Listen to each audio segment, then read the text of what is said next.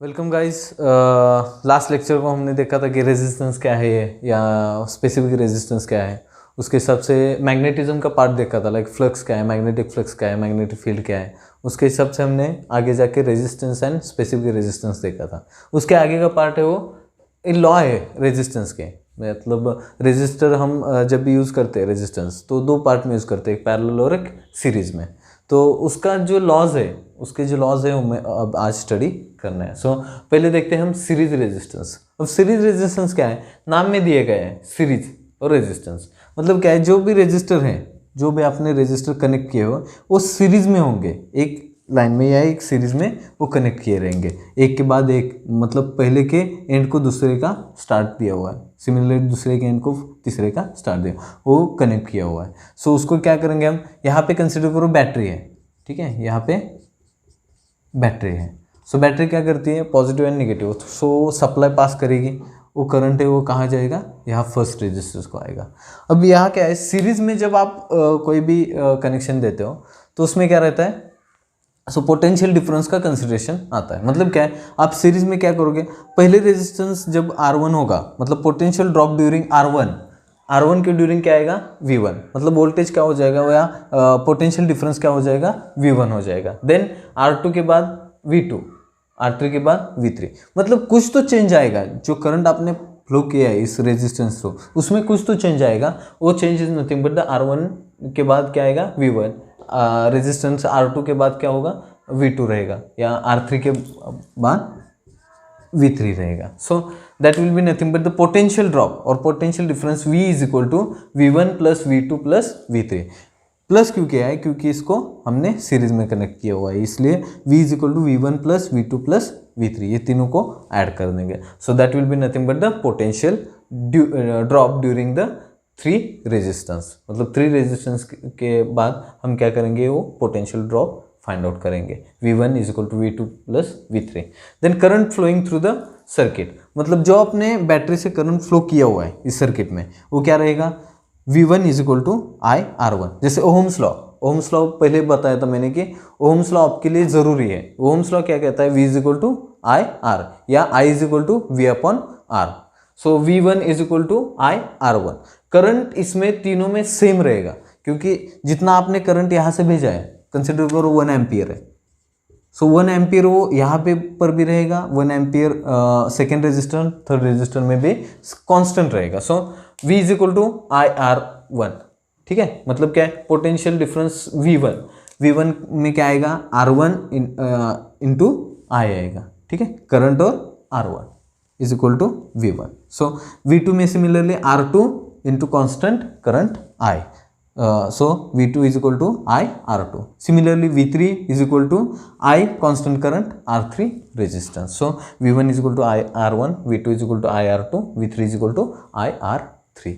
So ये हो गया आपका सीरीज का एक पोटेंशियल ड्रॉप और कांस्टेंट करंट। सो नेक्स्ट यहाँ पे देखिए IR, जैसे मैंने बताया कि IR दोनों क्या है, current and resistance. IR is equal to IR1। First resistance के टाइम क्या रहेगा, I कांस्टेंट है, मतलब करंट तो सब जगह कांस्टेंट रहेगा, सिर्फ चेंज क्या होगा, R1 R2 R3।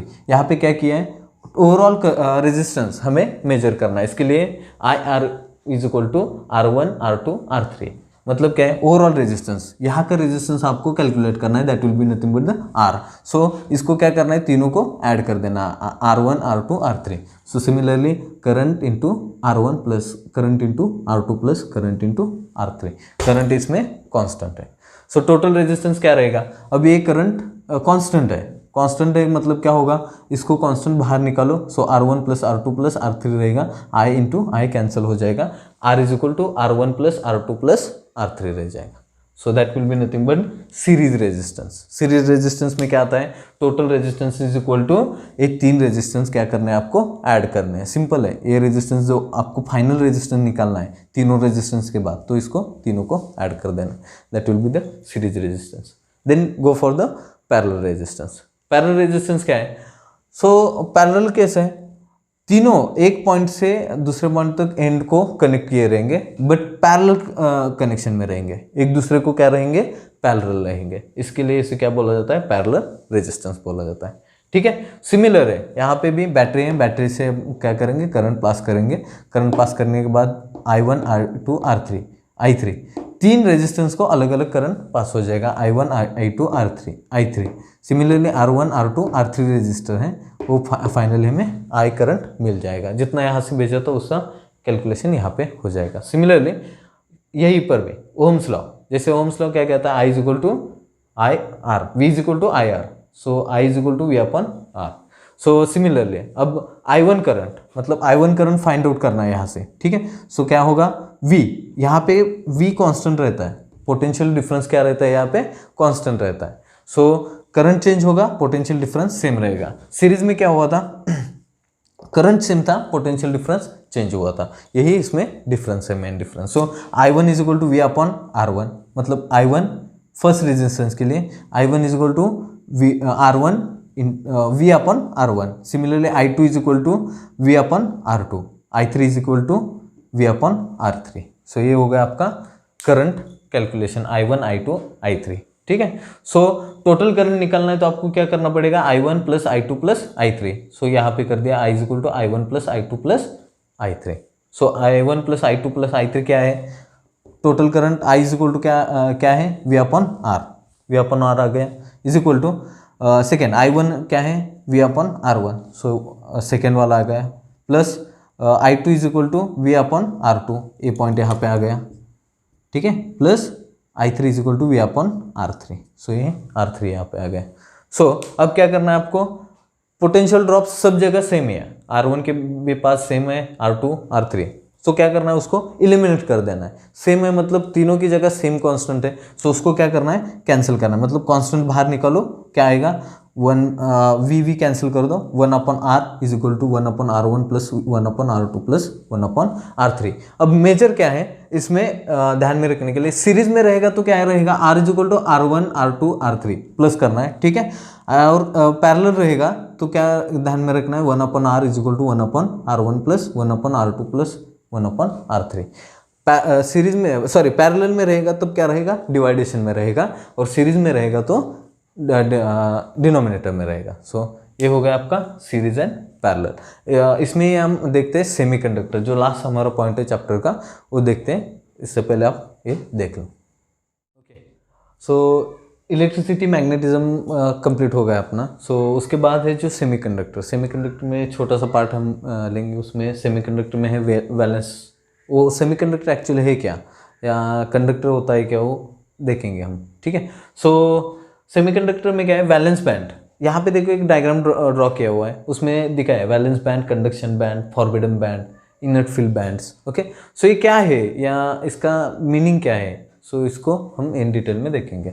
सो वैलेंस बैंड, वैलेंस बैंड मतलब क्या है, the band which occupied valence electron is called as valence band. मतलब क्या है, वैलेंस इलेक्ट्रॉन जो बैंड कंसिडर अपने अंदर लेके रखता है, या वैलेंस इलेक्ट्रॉन रहते हैं, उसको क्या बोलते हैं, वैलेंस बैंड बोलते हैं। अब वैलेंस इलेक्ट्रॉन मतलब क्या है, the electron at outer most shell called as valence electron.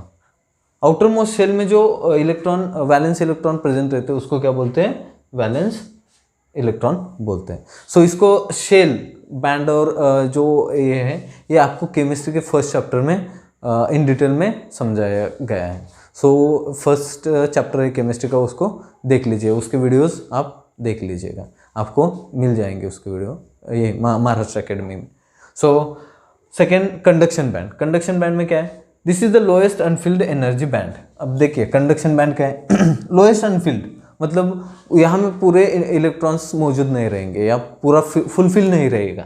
जैसे वैलेंस बैंड में क्या है, आउटर मोस्ट शेल में कुछ इलेक्ट्रॉन्स वैलेंस रहते हैं, ठीक है, सो उसको वैलेंस बैंड कहते हैं। सिमिलर कंडक्शन बैंड में क्या है, this is the lowest Anfield energy band. मतलब क्या है, यहाँ पे फुलफिल नहीं रहेगा, यहाँ पे मतलब कम इलेक्ट्रॉन्स प्रेजेंट रहेंगे। सो वैलेंस बैंड के इलेक्ट्रॉन्स कहाँ मूव करेंगे, कंडक्शन बैंड में मूव करेंगे, और कंडक्शन बैंड क्या करेगा, फ्लो पास करेगा। Similarly forbidden band, forbidden band मतलब क्या है, वैलेंस इलेक्ट्रॉन और valence band and conduction band के बीच का जो गैप है, या उसको दोनों को सेपरेट जो गैप करता है उसको क्या बोलते हैं, फॉरबिडन बैंड बोलते हैं। लाइक कंडक्शन बैंड और वैलेंस बैंड में जो भी गैप रहेगा या इन दोनों को जो भी सेपरेट करेगा उसको क्या बोलते हैं, फॉरबिडन बैंड बोलते हैं। और इनर फील्ड बैंड्स क्या हैं, जो अदर बैंड्स रहते हैं। सो इसका इन डिटेल आपको फर्स्ट केमिस्ट्री के फर्स्ट चैप्टर में आपको पढ़ने को मिलेगा, वो उसके वीडियोस आप फॉलो कर दीजिएगा। सो इसका आपको मतलब इन डिटेल मतलब आपको वहाँ पे समझने को मिलेगा। सो सेमीकंडक्टर में 3 मेन पॉइंट है, valence band, conduction band and forbidden band. So valence band क्या है, कंडक्शन बैंड क्या है और फॉरबिडन बैंड क्या है, वो यहाँ पे दिखाया गया है। सो ये हो गया आपका electricity, magnetism and semiconductor chapter यहाँ पे कंप्लीट होता है।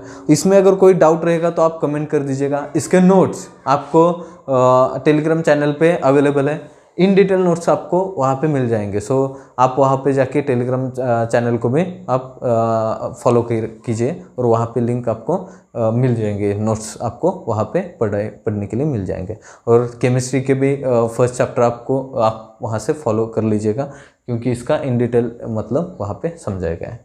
सो ये हो गया आपका second chapter complete. Next lecture हम थर्ड चैप्टर स्टार्ट कर देंगे। Thank you.